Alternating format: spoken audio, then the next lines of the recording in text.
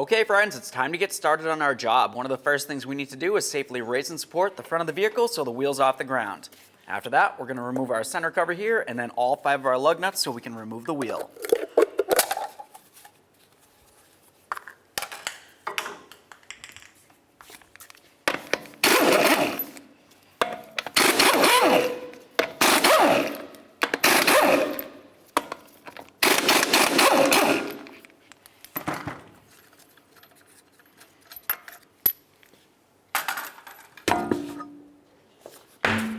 Now that we have the wheel off, we have a nice clear view of our outer and our inner tie rod end. In between the two, there's going to be a jam nut.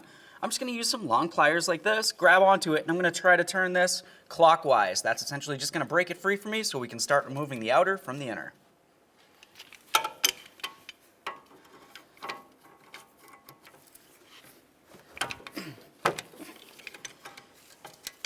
Now that we have the axle nut off of here, let's move along to the outer tie rod end. Go ahead and remove that cotter pin and then remove the nut.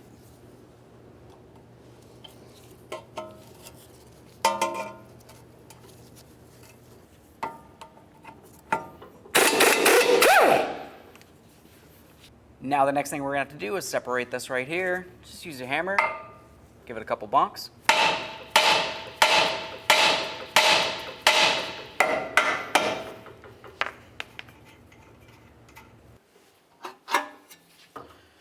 The next thing that we're going to do is start removing our outer tie rod end from the inner tie rod end. To do that, you'd turn it counterclockwise and count the amount of turns it takes to fully remove it from the inner tie rod end.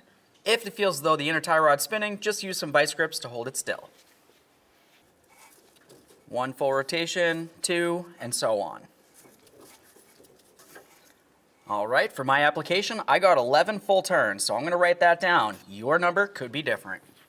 To continue removing the inner tie rod end from the power steering rack, we're going to use our locking pliers, put them right on here like I told you before.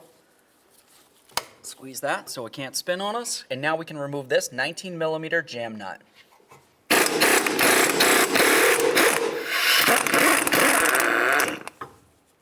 Now that the nut's off, let's continue up to this area right here. You're going to have a clamp, squeeze that, and remove it. After that, we're going to move along to the inboard clamp, remove that as well so we can remove this boot.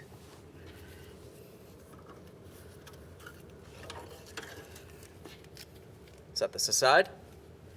For the inner clamp on this, you just kind of want to feel around with your hand on the boot, and you're going to try to feel for a metallic nub. Now this clamp is a single time use, so I'm just going to go ahead and use a pry bar and a hammer, bonk it off of there, and we can remove the boot. I'm going to use a pick, try to get right underneath this area here. Once you get it so it's semi-separated, just go ahead and put in a little bit of penetrant.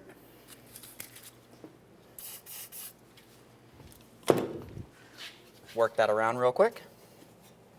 Grab onto the boot, give it a little twist, and remove it from the inner tie rod end. Next, you want to just inspect that boot. I'm going to go ahead and pull this out. What we're looking for is any breaks, tears, or any damage in general. This one still feels good. It's nice and pliable. We can continue.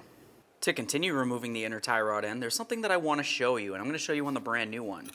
You're going to see that you have this washer on there, and that's a locking washer. It's going to fit in on your power steering rack with these tabs. But then if you were to look at it right along here, you can see that it has tabs that you're actually supposed to bend over, and that's what locks it in. So by looking in there, you can see that both those tabs are locked in. We need to just go ahead and take our pry bar and bonk those away from the inner tie rod end. There's one. Get that one on the bottom here.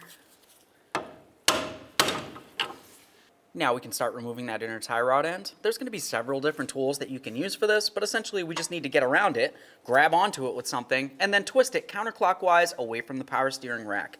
This tool right here is great because you can slide it right over, put it where it needs to be, and then tighten these down. After that, you can just use your extension and ratchet. Just going to try to get this into position.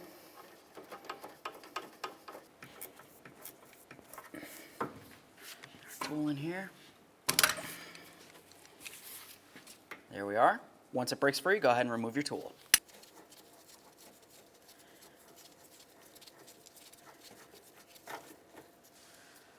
There it is, friends. Make sure you have this locking washer. Now let's take a rag. We're just going to wipe this all down here. If you found when you were removing the boot there had a lot of power steering fluid that came out of it, that essentially means that your rack seal is leaking. Overall, that generally means that you want to replace the power steering rack, assuming it's bad enough. Now we can get ready to install our brand new inner tie rod end. The locking washer is something that I wanted you to pay attention to. Looking at it, you can see that you have those two tabs. Those need to be facing towards the power steering rack. If you were to look right inside here, you can see exactly on the power steering rack where those tabs need to line up. So what you would do is just go ahead and put this right on like that. We're going to bring this in, screw it in all the way, making sure that our tabs are inside the power steering rack. Once it's locked down and we torque it, the next thing that we're going to do is go ahead and peen these down over the inner tie rod end. This part's very important. You don't want to forget that part.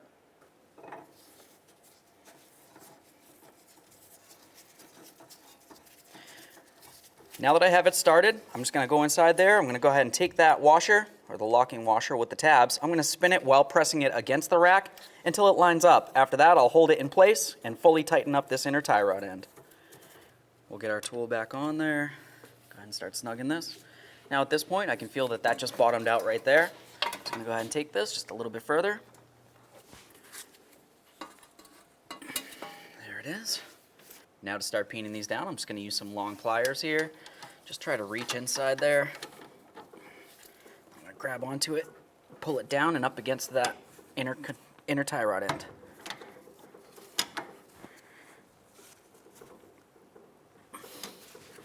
Next, let's take our packet of grease here, go ahead and open it up. We're going to use the majority of this grease right inside this ball and socket right there. It's very important to put lubricant in here. That's going to keep the moisture away so it doesn't seize up on you while you're driving down the road.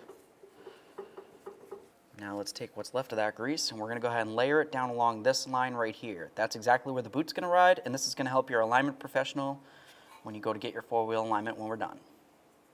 Now we can start putting the boot on. Let's just take a nice wire tie. We're going to wrap it around this big portion here.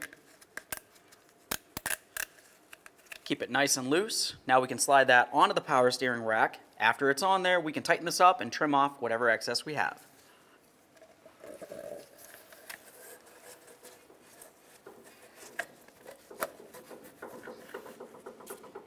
Now I'm just going to use some long pliers. Go ahead and tighten this up. If you needed to, you can go ahead and get underneath the vehicle. Generally, you can reach this a little bit easier. Cutters. Now it's time for the outer clamp. Go ahead and slide that right over that bellows boot. Let's get some copper never seize on the threading here. Get our new jam nut on there. We're going to put this approximately halfway down the line and then we can start putting on our outer tie rod end. Now we can take that outer tie rod end, we'll go ahead and screw this on the same amount of turns as it took to remove it originally. 1, 2, and so on.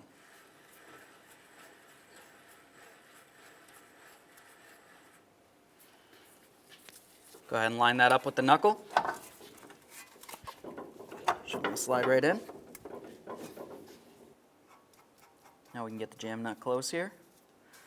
Let's move along to the nut.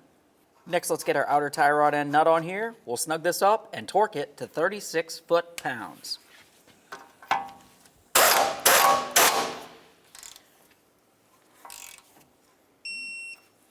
Now once it's torqued, the next thing that you want to pay attention to is the slots on the tie rod end nut. You want to ensure that one of them is lined up with the hole on the tie rod stud. If it isn't, you need to continue tightening this nut until the very next slot does so you can put in your locking cotter pin. Slide that cotter pin through and then peen over the ears so there's no way this nut can loosen up on you. Let's go ahead and tighten up this jam nut.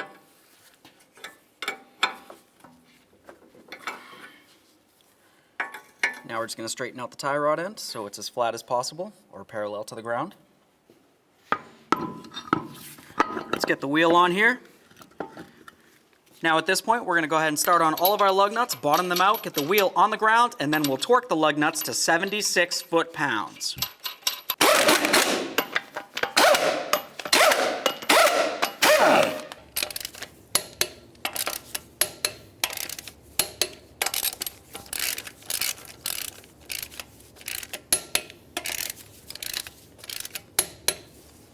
Torqued.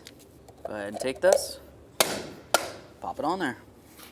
Okay friends, we got the car back together. What's left to do now? Take it for a road test down to your local alignment shop. Thanks.